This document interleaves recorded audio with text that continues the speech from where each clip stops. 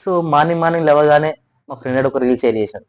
సరే చూసేసరికి రీల్ ఉంది. సరే ఏంటబ్బా వీడు షేర్ చేశాడు, ఏంటి ఏముంది అని చూసేసరికి సతీష్ అనే వ్యక్తి సూసైడ్ చేసుకోవడం జరిగింది. సో సరే సూసైడ్ చేసుకున్నాడంటే ఫ్యామిలీ సిచ్యువేషన్స్ వలన మరి ఏంటో మన ఫినాన్షియల్ వలన నేను అనుకున్నాను. సరే మొత్తం రీల్ చూస్తుంటే ఏం జరిగిందంటే వాడు రీల్ చేసింది బిహైండ్ ద రీజన్ ఏంటంటే ప్రెజర్ వల్ల సూసైడ్ చేసుకోవడం జరిగింది.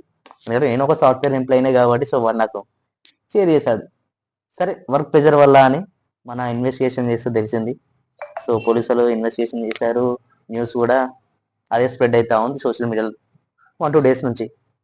సో ఈ Satish is 32 years old. So రీసెంట్గా మ్యారీడ్.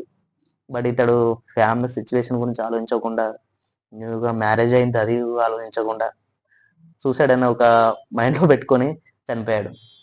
నేనైతే not agree with him. So ఏంటంటే కామన్ బ్రో, ప్రతి జాబ్లో ఉంటుంది డెఫినెట్గా. I'm agree with you. But suicide అని ఒకే రీజనా? ఏం కనిపించలేదా? ఒకే జాబ్ ఉందా సాఫ్ట్వేర్ అనేది? వేరే జాబ్స్ ఏం లేవా? సోర్స్ ఏం లేవా? సో ఇట్ ఇస్ జస్ట్ కమాన్. ఇది ప్రెజర్ అనేది కామన్ ఉంటుంది.